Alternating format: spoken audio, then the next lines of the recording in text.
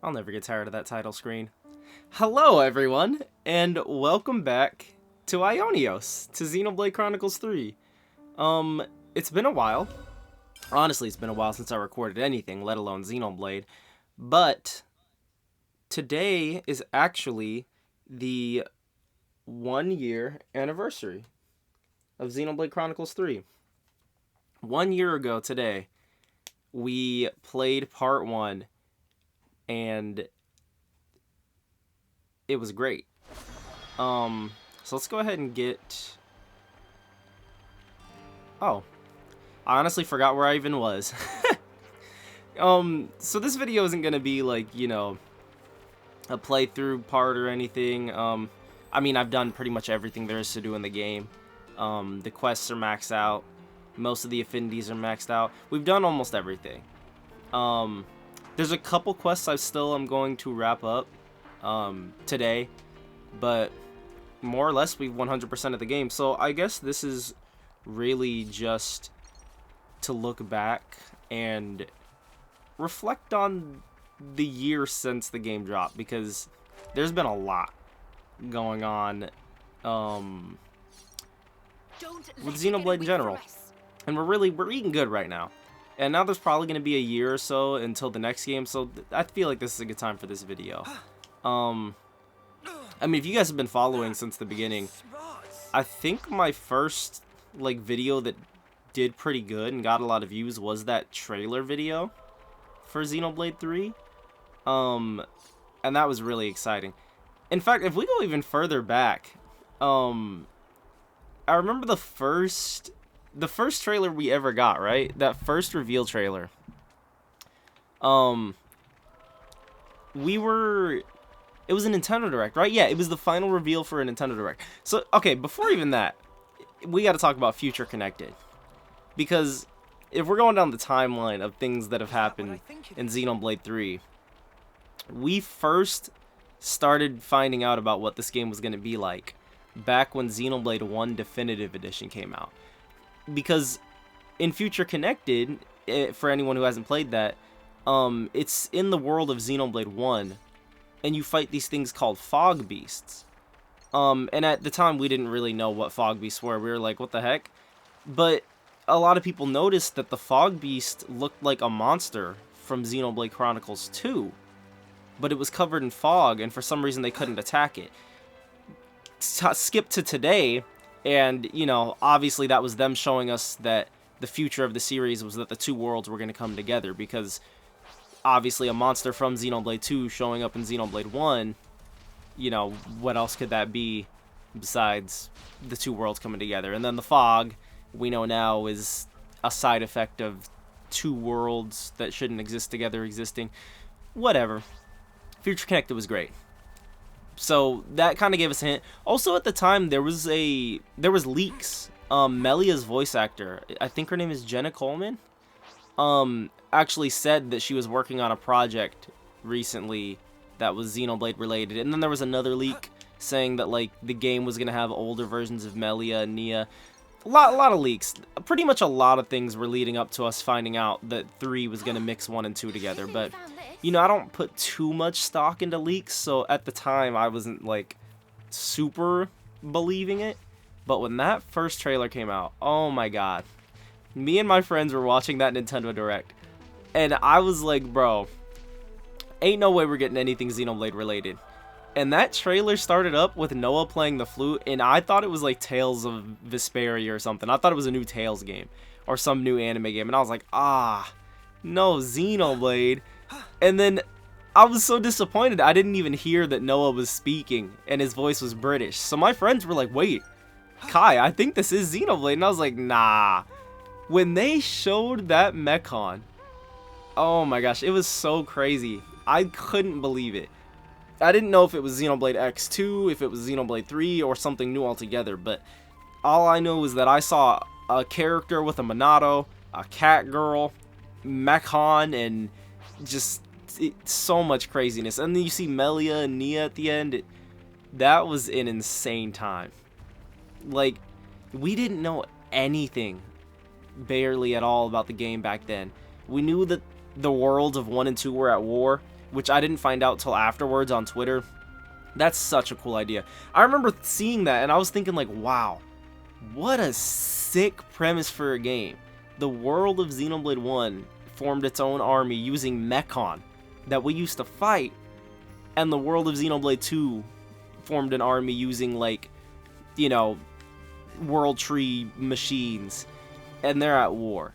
So sick. I couldn't believe it. Like, when I tell you guys this was my most hyped game ever, the only other game that I was this excited for probably was like Kingdom Hearts 3. But not even. I was so much more excited for this. And then we just went like, and it was coming out this year too. September, I think, was the original release date. And I was like, wow. And then we go, I think like 3 months with no information. 3 or so months. Which was fine. I wasn't expecting a lot, and you know, we were getting the game this year, so I wasn't too stressed about getting new trailers or anything. But then we got that release date trailer. That trailer was actually insane. Oh, and also after the first trailer, they posted the art of all the characters on Twitter, and I actually loved all the designs. It looked like they were going for a Xenoblade 2 kind of style, but with a more mature feeling. And then that release date trailer, I can't believe they pushed the release date up. I mean, you guys can go watch my reactions. Oh, this is where Gurner could die. Good times. I could not believe. If you guys go watch my reactions, that was my first video that did really good. That Xenoblade Chronicles 3 release date trailer. That trailer was insane. The music, the gameplay, you could dodge. I was literally hoping you could dodge. I don't know why, but that's one thing I was looking forward to.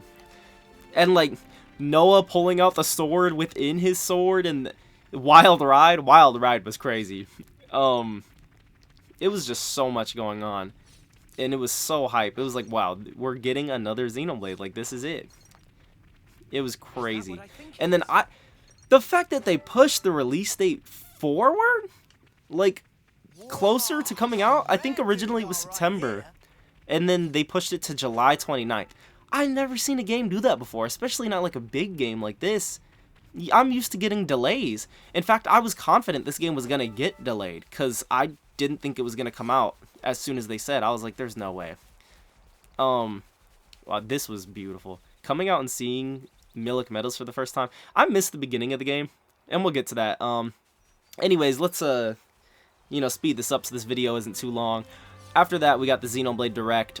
I didn't want to watch it because I didn't want spoilers, but at the same time, you know, I really had to see, like, I couldn't help it.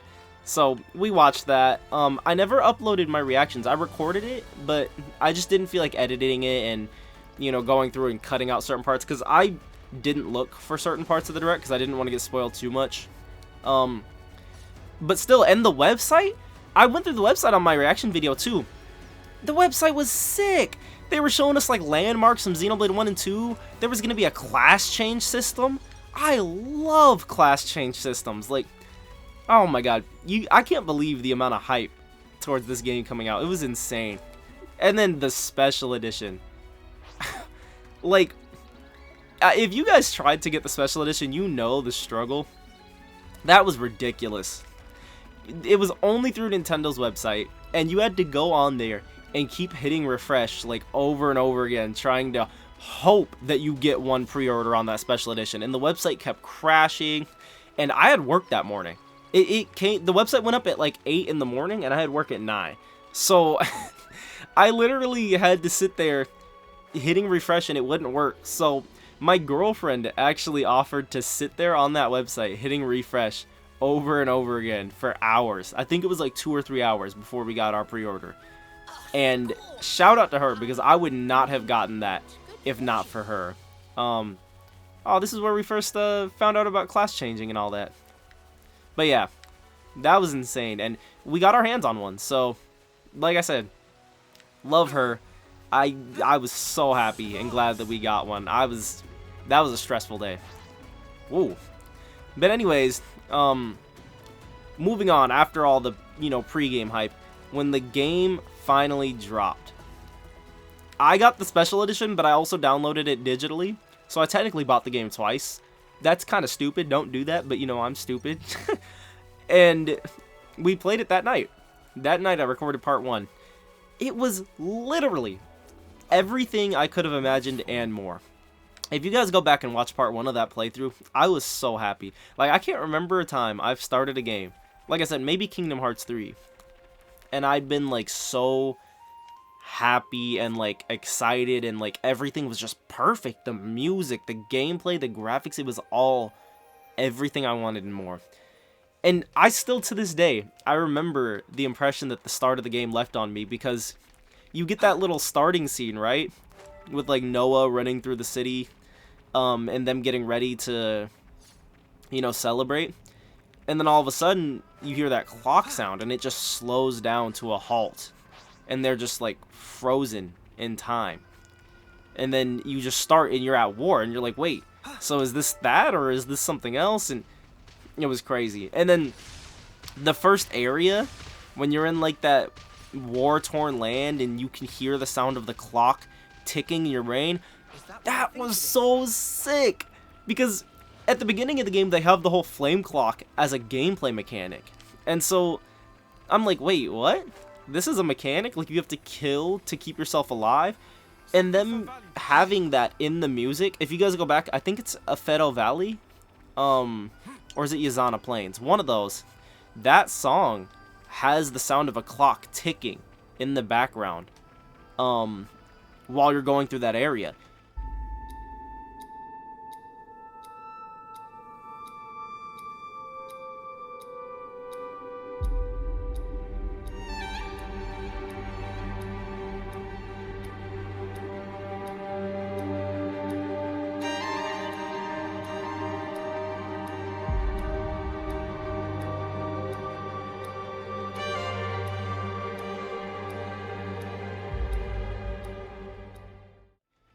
And so it makes you feel like how these soldiers must feel with the clock constantly ticking over you in the background. Like, I just thought it was so genius how they were using the music to make us feel like how these soldiers must feel. And I'll probably play a bit of it, or I'll try, I don't know. I get really lazy with the editing lately, but I'll try to play a little bit so you guys can hear, like, the tick-tock in the back of that song. It's so good. But, you know, the rest is history. You guys know how I felt after that. Every part was amazing. I was having fun, especially recording. I messed up a little bit with part 5, but overall I think I did a pretty okay job with that playthrough. It was great. It was so fun. I guess this video will be a sort of review of the game, kind of. I mean, I'm going to be looking back on the stuff I love. Not much of a review, because I don't have much bad to say, to be honest. I mean, there's a couple complaints, but yeah. The world? I guess we'll start with that. The world in this game, I mean, look. Oh, well, you can't really see it from here, and it's nighttime, but oh, well, there. Uriah in the background and the sword. What a sick scene. And I mean, the Makana's hand, I mean, we're standing in it right now. There was just so much to love about the world in this game. It's beautiful in its own sense, because unlike Xenoblade 1 and 2, where it's like lush and green and, you know, this one, it's clearly a dying world, and they let you know that at the beginning. Noah's like, this world we didn't know at the time, but it's slowly dying. And they do such a good job of showing you that, because, like, on one hand, they advertise this game like, oh, it's a mix of Xenoblade 1 and 2, so you're expecting to see a lot of that, but it's more, like, destroyed than you expect at first, right? Like, we start playing, and we're running through these huge areas, by the way. I gotta mention that. The fact that the areas are so massive, and this game is on the Switch, baffles me. I mean, obviously you have games like Xenoblade X and Breath of the Wild that are bigger, but I don't know, it still caught me off guard. Oh, it still caught me off guard that the areas in this game, it's like every one area in this game is a mix of 3 or 4 areas from Xenoblade 1 or 2 in terms of size, right? Like, we went from the start of this desert, and then we can go to the desert to the left, we can go to the Colony Iota area to the right, or we can go up into the green, like, grass areas. how do they make that work? I literally can't believe it. It's so sick. But yeah, I mean, I think Xenoblade 1 still has my favorite world overall out of all 3 of the games, but that doesn't mean anything bad towards Ionios, because this is definitely still one of my favorite video game worlds ever. I mean, look at Uriah in the back. Every time I look up and see one of the Titans' remains, it literally gives me chills. Like, I feel like, wow. When you play Future Redeemed and you see Gormott, or when you see the Bionis' head in this game, it's literally chilling. Like, I don't know how they make stuff so huge and just there, and it makes you feel something just by seeing things in the world. I don't know. It's crazy. And you can tell that, like, it's war-torn, obviously. You see the Annihilation events. You can see areas where there's clearly big chunks of, like, land taken out. Oh, I love the music here. The game was so much simpler back when we were in these areas. And the graphics, I mean, obviously it's on the Switch. There's only so much they can do, right? But to be honest, here, let's go ahead and actually change the time of day. Considering this game is on the Switch, and they have so many, like, constraints, let's go ahead and put their, their main clothes on. Although I do love that you can have the cool outfits with the classes, for the sake of the video. We'll leave Senna in that, because that's adorable. But yeah, I mean, this game's on the Switch, and look at how far you can see across the world. And, like, I mean, obviously, it suffers in a lot of areas because of that, but something I've always admired about Nintendo is that, well, for most of their games, let's not talk about Pokemon. For most of their games, even with this crappy console, with these crappy graphics, they still manage to make these beautiful worlds. And, like, the art styles and graphics are just so unique. Like, you look at games like Mario and Zelda and Xenoblade, and it's just like, how did they even manage to make all this look like this? I mean, there's so many enemies on screen. The clouds moving in the distance, the lighting, like I said, the huge Titan bodies just chilling in the background. The graphics aren't the best, but for a Xenoblade game, I was very, very happy with how this game turned out. Definitely not disappointed at all. Especially the character models. This is definitely my favorite graphics, or like my favorite art style or character models out of any game in the series. Because Xenoblade 1 obviously has that more gritty, realistic look. The remake made it more anime, but it still looks more realistic and like mature than Xenoblade 2. And then Xenoblade 2, I mean, they go all in with like the whole anime style, which I honestly like, because it's its own thing, right? I never hated Xenoblade 2 for having that anime style, because it fit its vibe. At first, I will say I was a little skeptical. I was like, this is very anime, but as soon as I heard one of the songs from Xenoblade 2, and I was like, and it sounded like more like young and youthful and anime shonen adventure. I think it was Counterattack I was listening to, or Incoming. I was like, okay, I see what they're going for. There's a vibe they're going for here, and they're doing it. But anyways, enough about 2. We're here to talk about 3.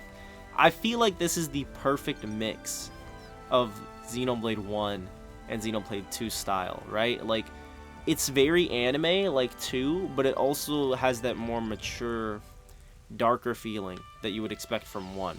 And the character models just look great. I mean, look at the hair. Again, it's on the Switch. It's nothing crazy, but for what it is, the eyes, the hair, the lighting, really, really good. I like the way all the characters look in 3. Especially a lot of the hero characters. I was surprised that they look just as good as the main characters. And then it runs pretty solid. It's like a stable 30 frames. There is times where it drops, but for the most part, the graphics are, I mean, okay, like I said, when you consider that it's on the Switch and how huge this game is, the graphics are incredible. You can't deny that. So, I mean, yeah, And then the battles look great. I mean, obviously, Ouroboros, the cutscene, just everything. The models in general. I mean, I feel like I'm dwelling a little bit too much on the graphics here, but I just love what they did with what they had. I really do. And then, oh my god, back to the world. I completely forgot. The fact that the world is built up of a mix of areas from Xenoblade 1 and 2. I mean, that was one of the things I saw in the trailer, too, that just had me thinking, like, part of the reason I was so hyped for the game. Just, wow. We're literally going to travel through a world that is a mix of, like, Guar Plains and Gormott. We're going to get to see a mix of Machna Forest and the Cliffs of Moratha. I was like, what? It's genius. Like, I literally thought it was genius. That remaking Xenoblade 1 for the Switch, and then having 2 on the Switch, and then having this, you could play the whole series on the Switch. And it's smart too, because it saves them time, right? Because a lot of the assets in this game are taken from Xenoblade 2, and then the remake for 1. That's probably part of the reason they remade 1, because they needed a lot of assets from 1 redone anyways. And they're like, man, if we're going to make all this stuff HD, why not just remake 1, and that way people can play it and understand more of the references. It's so good. That's how they get the games out so fast and so efficiently, and honestly, Monolith Soft is geniuses for it. Is that what I think it is? Goes the Orion Titan in the background. But yeah, love the world, love the graphics, the music, the freaking music, guys. I mean, it's not even a competition for me. This game has my favorite music of any video game ever. And that might be saying a lot. But after playing through it for so long, I think I have like 600 hours on this game. The music is so good. Every single track I love. Every single track. A lot of the area themes, we'll get this out of the way first. A lot of the area themes are very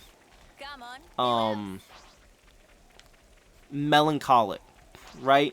Like, I remember at first I was a little disappointed, because especially compared to Xenoblade 1 and 2, where you have Guar Plain and Gormott and Morardain, all these big, exciting, adventurous songs, and then you get into Xenoblade 3 and a lot of the songs are way more melancholic, mainly referring to the area themes, way more like toned down. Oh, I have something I haven't talked to with this guy. Friends, collect B car. Okay. The area themes are way more melancholic, way more subdued, but it works. Once you realize why it's that way, it works so well for this dying world. With these areas that, yes, they used to be lush and adventurous and great, and we still have some songs like that, you know, Milik Meadows and things like that. And in Future Redeemed, I mean, we'll talk about that a little later on, but holy crap. Aurora Shelf, incredible. Future Redeemed gave us what we wanted, so that's why I especially can't be mad now, but the themes are so fitting. Afeto Valley, Yazana Plains, like, yes, they're not as exciting as Xenoblade 2, but when you compare the desert themes, right, you have Morardain in Xenoblade 2, and you have, what's it called, the Forest region. What's this area called? I guess it's just called the Forest region, right? The desert area in this game. In Morardain, it's like very bombastic and bum ba da bum bum ba ba bum bum bum bum bum bum bum bum bum. And don't get me wrong, I love that song. That is one of my favorite songs in any game ever. But that song really draws on the fact that you're a military nation, and not so much on the area itself, right? So it's super fitting for like a military theme. It's like you feel the might of Morardain as a military, as a government, when you hear that song. You're like, we're the greatest nation in all rest. But it doesn't match a dying titan that has all its resources dwindling and is now a desolate desert. And on the other hand, in Xenoblade 3, you have a song that is very fitting of a dying world and a desolate area that is being drained of all its resources. And it's like this calm, quiet desert theme where you can tell that this area used to be beautiful, but now, you know, It's dying, and you can tell that from the music. And that's how I feel about all the area themes. Like, it's crazy to me how some of them are more melancholic when they need to be. Like, you get an area where you can tell stuff has died and things have gone down, and it's way more quiet. For example, the Urian tunnels. Uriah used to have one of the most beautiful themes in the game. That was one of my favorite area themes in Xenoblade 2. And now look at it in Xenoblade 3. It literally sounds like Tephra Caves. Because in this world, to these characters, to these people, that's all this is. And it's a little shocking at first, to be honest. I expected more from Uriah, more from the music when I first played it. But when you consider that this game is from Noah and them's perspective, right? And that to us, these areas used to be beautiful and huge, right? But to them, to these soldiers, this is all the world is to them. They don't know that Uriah used to be a beautiful nation. To them, this is just a cave. This is literally just Tephra Cave. And like I said, at first I was upset because I was like, oh, why don't we get to explore more of Uriah? Why isn't the music beautiful? Or why isn't it a remix of the Uriah theme? But then you gotta think, would you say the same thing about Tephra Cave in Xenoblade 1? You wouldn't. Because Tephra Cave is just a cave that's overrun by spiders and monsters, and the music fits that, right? Well, to these characters, that's all this is. This isn't Uriah. This is just the Urian tunnels, some cave system that's overrun by spiders. So when I look at it like that, looking back, how can I not like any of the area themes? Like, they all fit so well. And like, I mean, the game is stuck in a hard spot, right? Because on one hand, it's kind of their own fault for advertising this, like it's the huge clash between Xenoblade 1 and 2. That's kind of what we got with Xenoblade Future Redeemed, right? So we can't be too mad. But a lot of people, myself included, went into this game expecting it to be like the Smash Bros of Xenoblade, the Avengers of Xenoblade, where we're getting this crossover of all these like worlds and characters. But instead, what they did instead, which looking back I like a lot more, is they just made it its own game. They didn't use the fact that this is a connection between Xenoblade 1 and 2 as a crutch. They used it as a stepping stool to make a game with all this lore and backstory, even past what we saw in Xenoblade 1 and 2. So long story short, sorry, I'm dwelling too much on this. The music is incredible. The battle themes, we don't even have to talk about the battle themes. Hands down, in my opinion, the best battle themes in the series. Keva's battle is incredible. I remember that was the first song I heard for this game, and I was like, oh my god. I just love it. Like, you see the gameplay and you hear the bum bum bum bum bum bum bum bum bum bum bum bum bum bum, and it gives you that more mature like vibe compared to Xenoblade 2's just action battle theme. But it still has like, it has the guitar from Xenoblade 2, it has the piano and stuff from Torna. Like, it was just such a good mix of all the battle themes. Keva's battle to this day is my favorite battle theme, I think, in any video game ever. I mean, you could see it's my outro for my videos. I just love it. And the flute caught me so off guard. When they said the flute was going to be the main instrument for the music in this game, I was like, wait, how's that going to work? But they killed it. I cannot believe they put a flute in a battle theme and made it go that crazy. Like, Yasunori Mitsuda, Kenji Haramatsu, Ace, Miriam Albanasser, I don't remember the names, and all of the composers, don't ask why I know all the names, I clearly am too into this, did an incredible job. I mean, if you want an example, go listen to Queen Battle. Look up Xenoblade Chronicles 3 Queen Battle, and listen to that song. It is so insanely epic. It is so, like, end of the world, holy crap, we're battling the queen.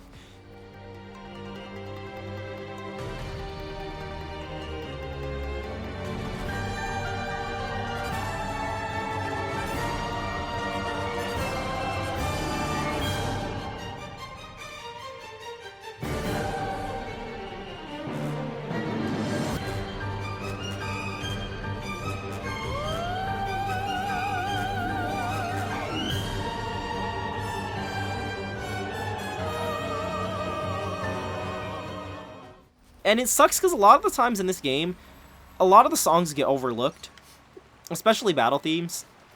And that's mainly due to the fact that a majority of the gameplay in this game is chain attacks. And although, yes, the chain attack theme is incredible. I love the fact that they have music in this game for different situations. Like, the music is dynamic. When you're doing a chain attack, you get that music that pumps you up like, holy crap, this is the end. Like, we're tearing you up with this chain attack. It's amazing.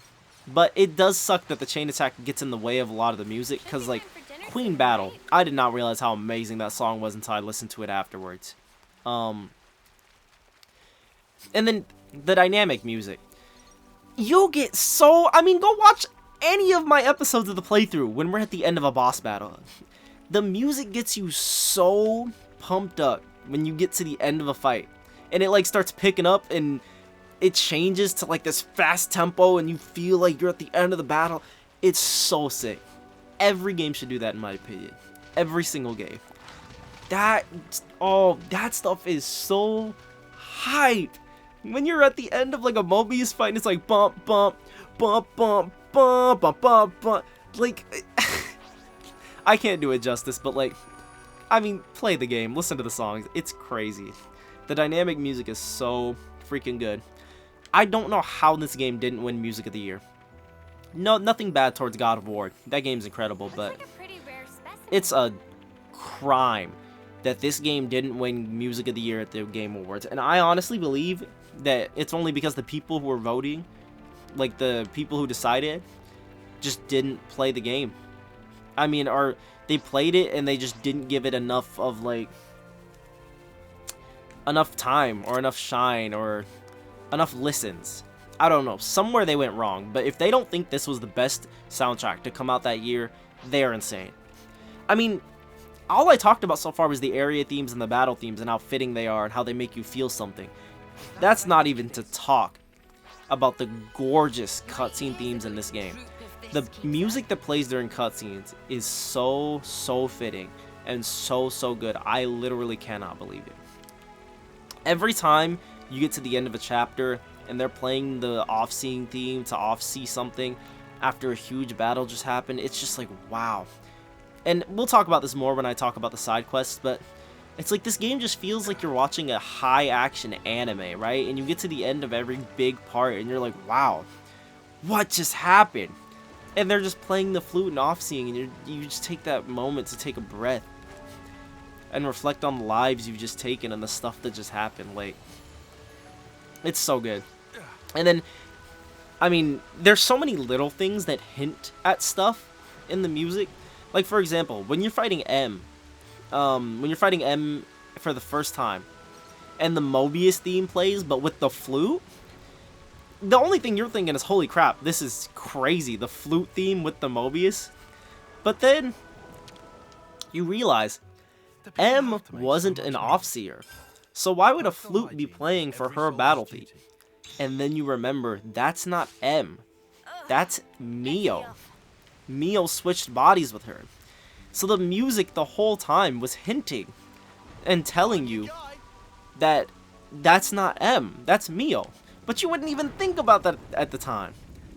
It's stuff like that that makes the music in this game, like, it makes me not believe that it didn't win Music of the Year.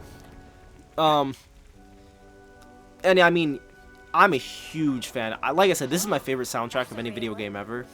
Even compared to Xenoblade 1 and 2. And yes, even compared to Persona. So I bought the soundtrack. I don't know if you guys know or not, but they actually are releasing the soundtrack. There's the Xenoblade 3 soundtrack limited edition that comes with, like, a replica of Noah and Mio's flutes. And a cool box and a whole bunch of other stuff. I bought that. That's shipping in a couple of days. And I also bought the Trinity box, which is... And looking back, it's a little ridiculous that I spent this much money for video game music. But the Trinity box is every soundtrack for every Xenoblade game, minus X. All in one collection. So it's the entire soundtrack from 1, Future Connected, 2, Torna, 3, and Future Redeemed. So I bought both of those, and they will be shipping soon. I don't think I'll do an unboxing video or anything, but if you guys look them up, they're so sick. I mean, it comes with so much cool stuff. I don't know if you can get your hands on one now, because it was like a made by order situation. You had to order it back when they were making them, but yeah. That is to say, the soundtrack's 10 out of 10 for me. So far, the world, the soundtrack, the graphics, all amazing. 10 out of 10 for me. I think you guys can tell where this is going. This is like my favorite video game ever. Anyways, the gameplay. Oh my god. I mean, we saw it already in the trailers, right?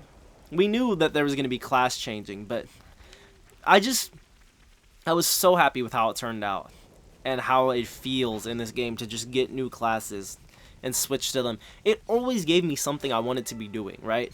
Every time you hop on the game, you're going for another hero quest, you're going for another class, you're learning new moves. And, I mean, not just the fact that you could get all these classes, and that some of them are hints to Xenoblade 1 and 2, right? Like, Sword Fighter is obviously like the Shulk or Rex. You get Lone Exile, which is like Dunban's class, kinda.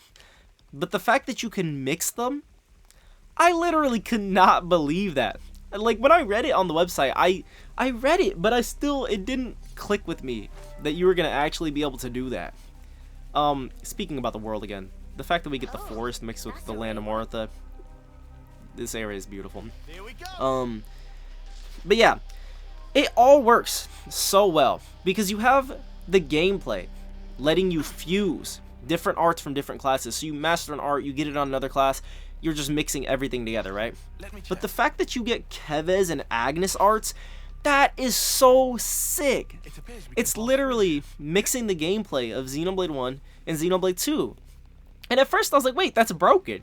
Because Agnes arts are going to be way better than Kevez arts. But looking back on it, they balanced it really, really well. Because the time it takes to build an art up with an Agnes art is also... it's a little longer, but it's around the time it takes to build a Kevez art. Kevez arts are a little longer, but like... long story short, they balanced it a lot better than I thought. I thought it wasn't going to work, but it works so well. And it ties back into the theme of the two worlds coming together as one, right? And the fact that we, as Ouroboros, have access to freedom. We get to choose to live the way we want and to fuse the two worlds together. Not only in gameplay with the Ouroboros itself, but just being an Ouroboros means using both arts, using both fighting styles, and fusing them. You get a fusion art and it mixes the skills together into one new skill. It's genius. Obviously a lot of thought went into it, you can tell. And every Xenoblade game does this, mixing the gameplay with the story and the themes overall. And then Ouroboros itself, like, transforming into a giant monster and fighting is so sick.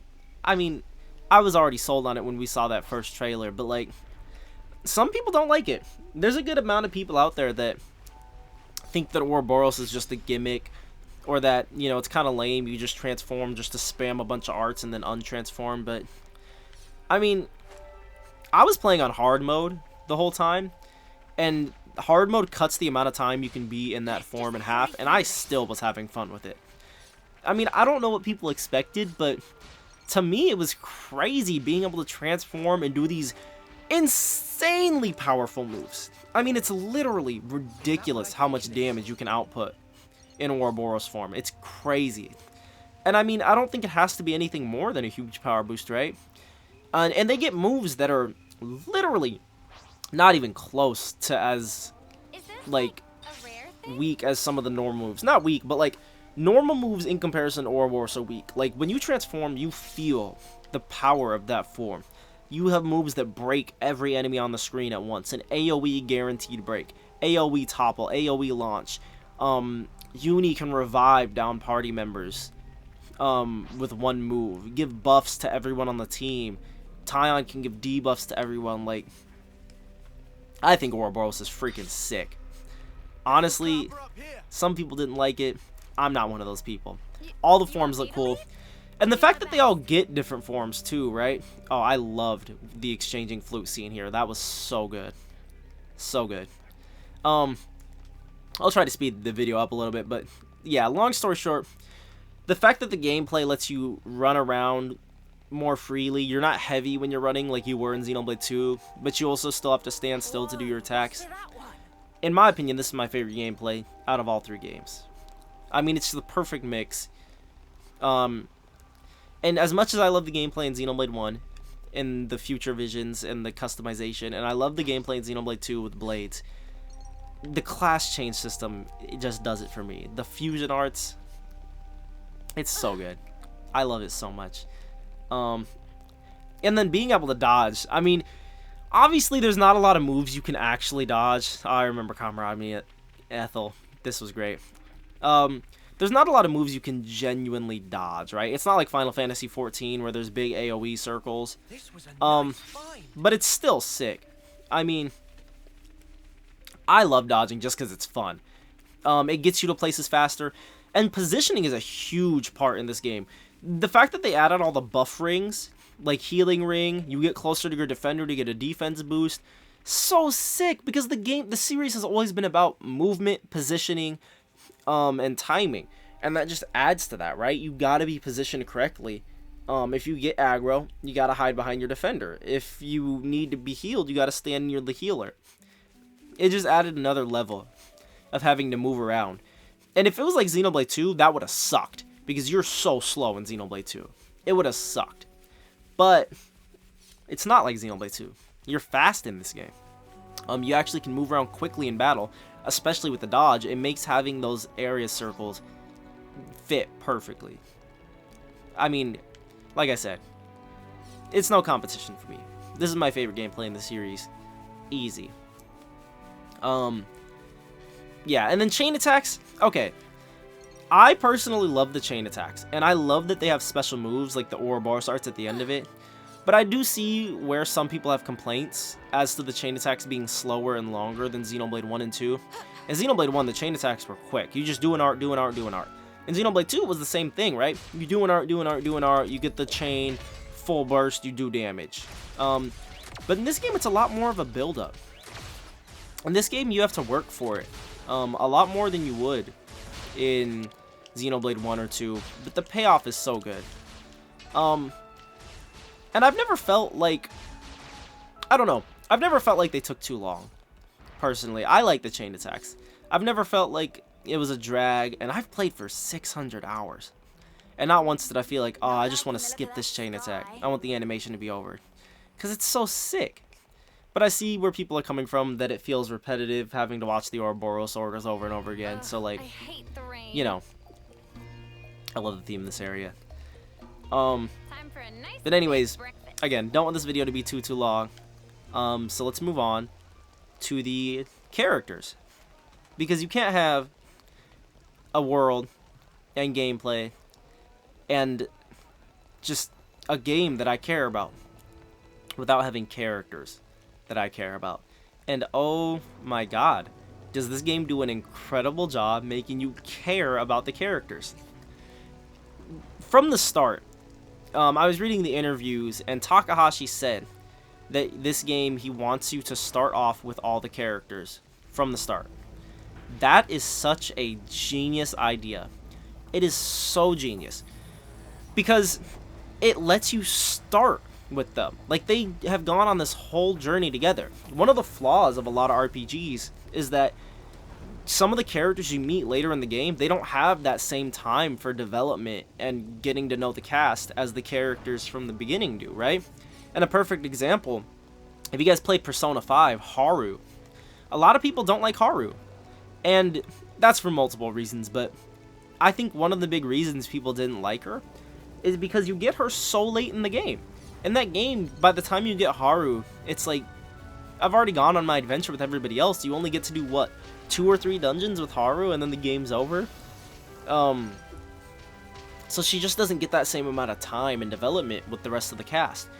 But in this game, from chapter 1, all of the characters are already together, so you get every last juicy part of them growing together and, like, bouncing off each other. You get Senna and Lons, you get Mio and Noah, you get Uni and Taion, but you also get those characters interacting with each other. You get Mio and Senna. You get Tyon caring about Mio in a lot of cutscenes and being worried about her. You get Lons looking out for everybody. You get Noah caring about Mio, obviously, but also talking to Uni and Lons about Yorin stuff, and Tyon about tactics, and like, it's perfect.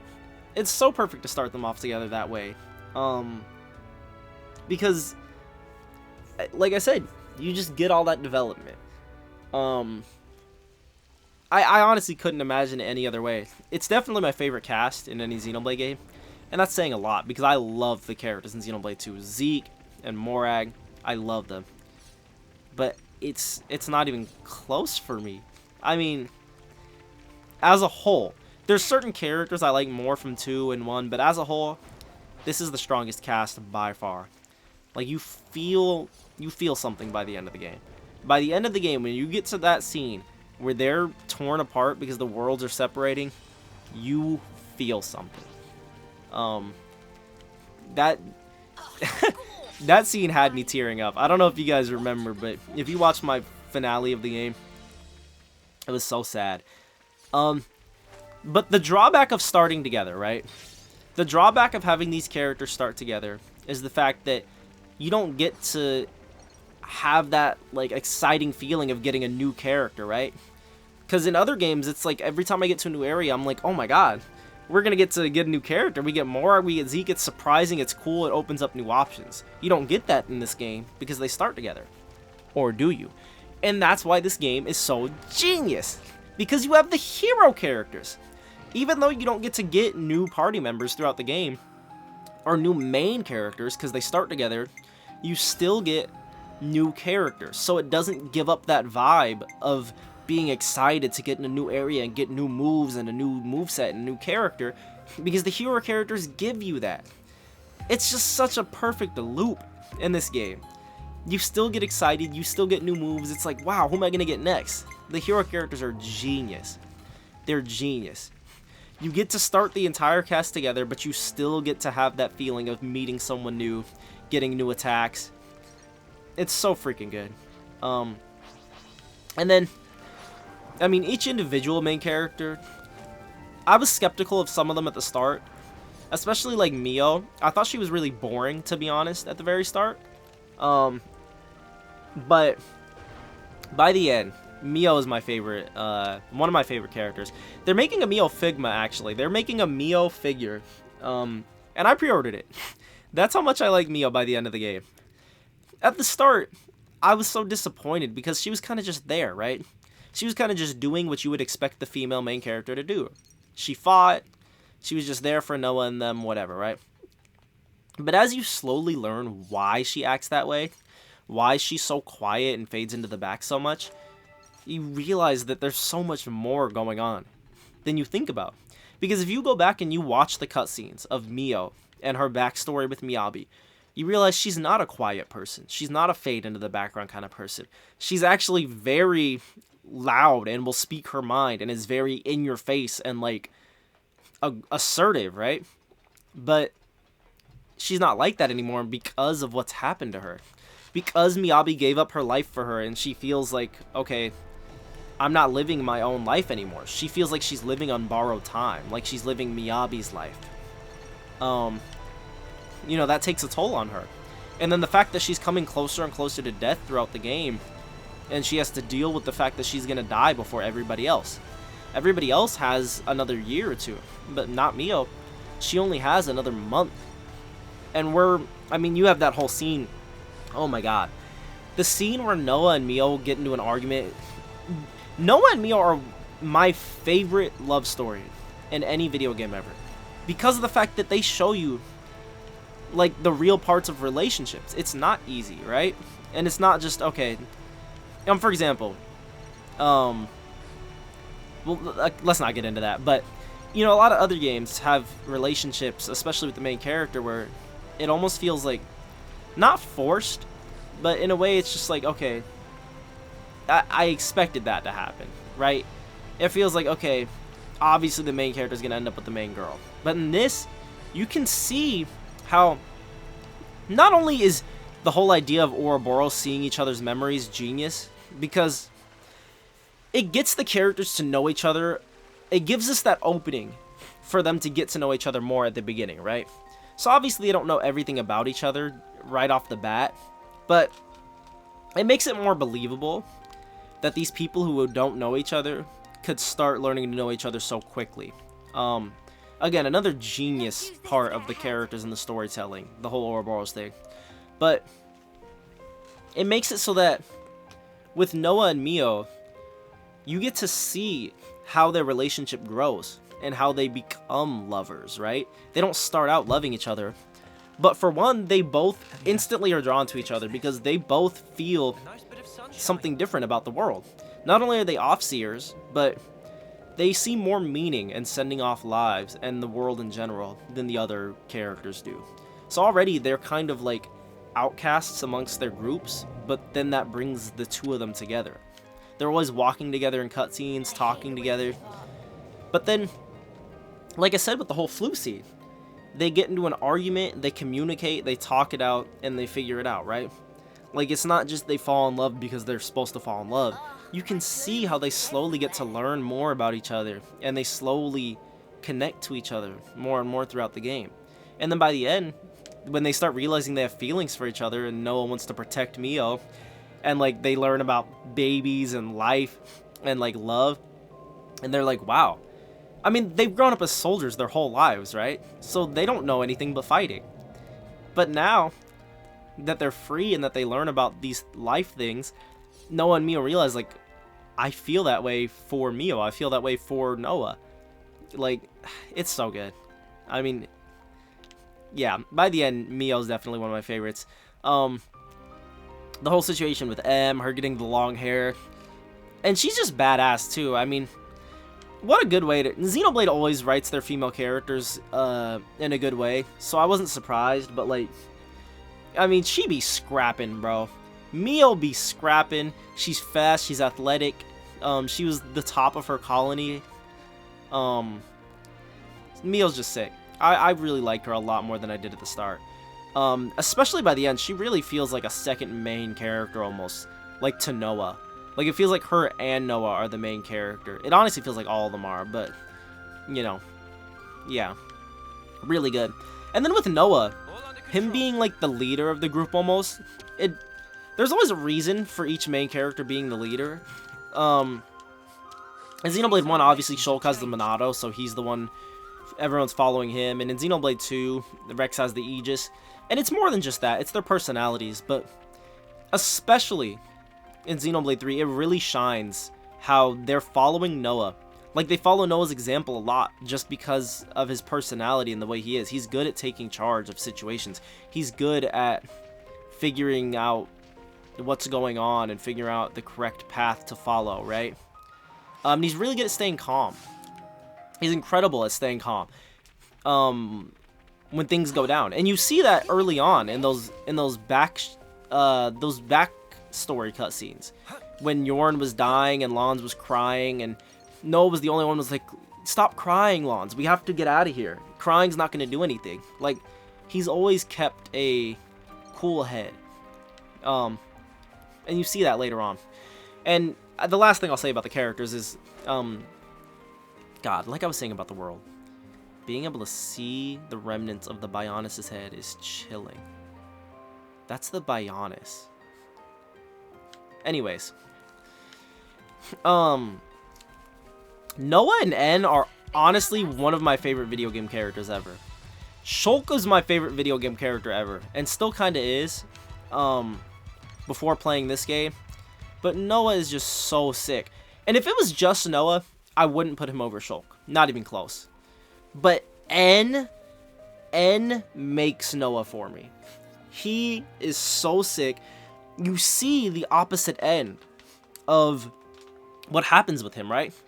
Because every Xenoblade game, you're saving the world, right? Xenoblade 1, Xenoblade 2, you're trying your best to save the world. But 3 is different. You take the role of the villains in 3. You have the same ideology as Malos from Xenoblade 2 and Jin, where the world is messed up, so you're trying to end it, not save it.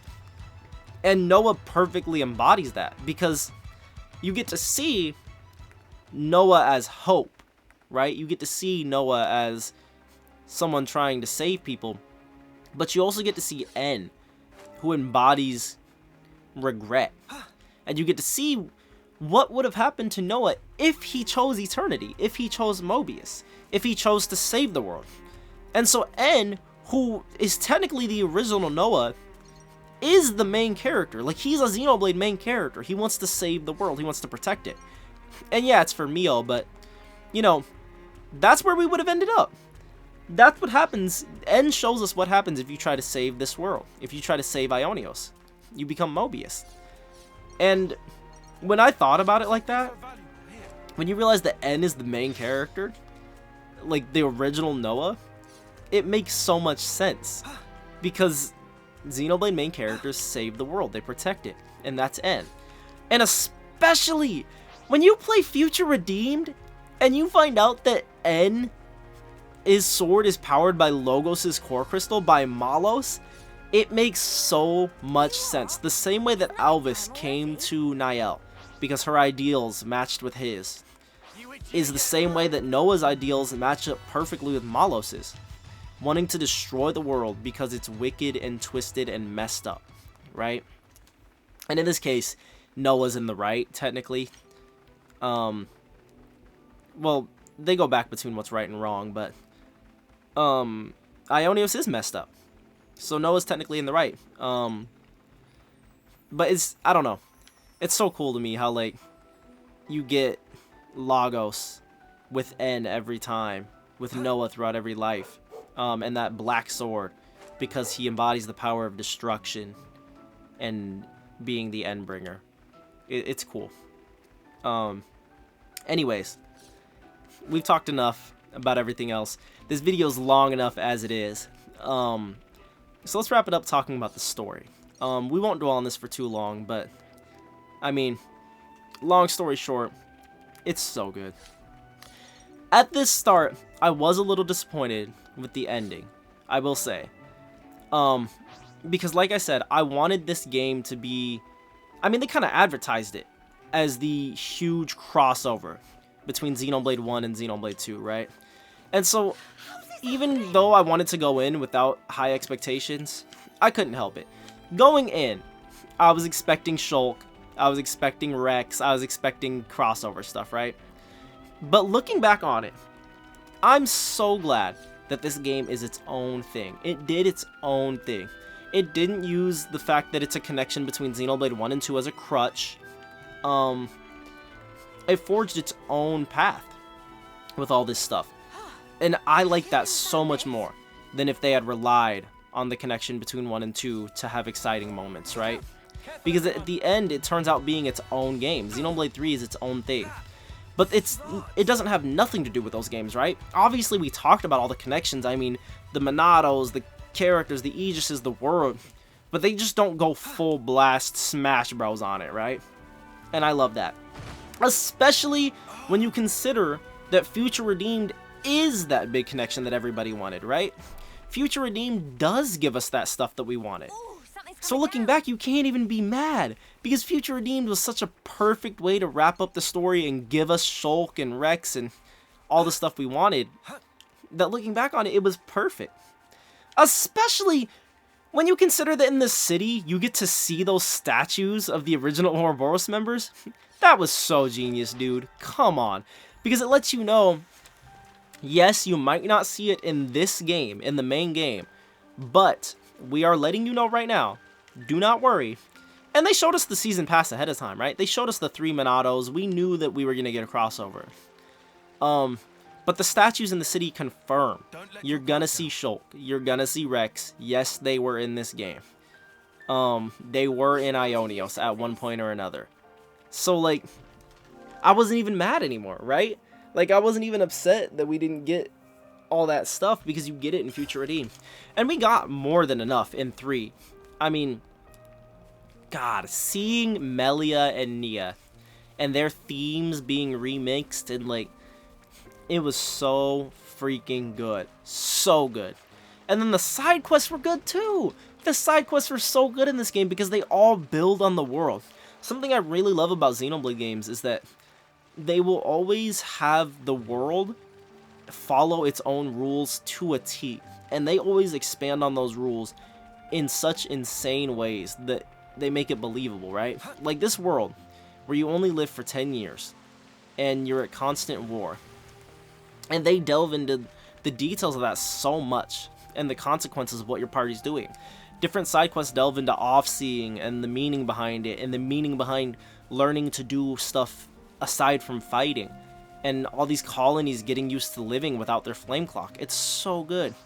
And a lot of people do think that it gets repetitive, and it does, right? Each hero quest ends up being the same thing after a while. You find a new colony, you fight the commander, you fight a Mobius, you destroy the flame clock, and you get the commander on your team. But I love that. I love the repetitiveness because it felt good. It felt like I had a cycle, right? And it was all cool. Like, I had something to look forward to. Every time you get to an area, you know you're going to meet a new hero. You know you're going to destroy the flame clock. And you're going to get a cool battle against Mobius. But not only that, every time you beat a Mobius, you got a new colony. You unlocked all these new side quests and characters to talk to. And they weren't just random characters either, right? My favorite part of Xenoblade 2 Torna was how Torna felt like a living, breathing city. Like, more than any other Xenoblade game, Torna killed it with making me care about the side quests and side characters. And this game is literally like Torna for every colony. Every colony you go into, there's characters doing things and like that have different dynamics going on, and they're learning how to live in this world without the flame clock and without fighting. It's so good. And the way you get side quests is, it's perfect. You walk around, you hear them talking about things, and somebody will be like, man, it sure is hard for us to survive without food. We don't get castle food anymore. And then you go back to the campsite and you talk about that stuff. It's freaking genius. And I mean, again, I don't want this video to be too long, but I love the campsites too. Seeing the characters, going back to the characters, it just helps so much with building their relationships and making you believe like in their connections, because you get to see them chilling and doing their thing and talking to each other and then discuss. It's perfect. You go around, you hear about a quest, and then you talk about it, and everybody gets time to talk. It's like Heart to Hearts, but better, because Heart to Hearts only focus on certain characters at a time, but the discussion at campsites lets everybody talk. You get every character progressing their relationships with each other. Yeah, it's so good. And then there's not really that many fetch quests in this game, like at all. All the quests are something cool, because instead of fetch quests, you get the Collectopedia, which is such a smart way to do it. There's still fetch quests for people who want that, right? But it's just this. It's quick, easy, you get the items, you turn it in, you get affinity and experience. It's such a genius way to do fetch quests. Like, no one can be mad about this. And now, in return, instead of having fetch quests litter your quest list, you get quests that actually matter. You get quests that actually change the world in some way. You get quests that develop characters and develop the world, instead of just, oh, get me 5 potatoes. Right? And that's still here with the Collectopedia. I mean, it's my favorite quest system in any video game, ever. And we'll wrap this video up. I mean, as you guys can see, we've ran around the entirety of Ionios. We're almost back to Colony 9 now. So I guess it takes about an hour to run around the whole world. But it's just, I mean, everything. With everything I've talked about in this video today, the common recurring theme is that these things are my favorite in any video game. So you can probably tell this is my favorite video game. It's really hard for me to choose sometimes between Xenoblade 1 and 2 and 3, because I love them all so much, but when it comes down to it, my favorite world is still Xenoblade 1. I think 1 still has my favorite story, and 2 just has so many moments I love. But as a whole, I think 3 is definitely my favorite video game. There's too much that I like. There's too much that I love to do. The music, the gameplay, the characters, the world, the story. I mean, the whole thing with N in Chapter 5, and like the Mio reveal, just everything. everything about the game was so good. And now that it's been a year, looking back on it, I mean, like I said, and they added cool stuff too, right? Like the DLC, the challenge battle mode. I like the challenge battle mode more in Xenoblade 2 by far, but like it's still good in this. And we got Pyra and Mithra swords. The amiibo just came out recently for Pyra and Mithra, so you get their swords in the game. I mean, I don't know what more to say. Well, I guess we'll wrap the video up here, because it's already been way too long. But yeah, this is my favorite video game I've ever played. I'm so glad with Future Redeemed they gave us the connections we wanted.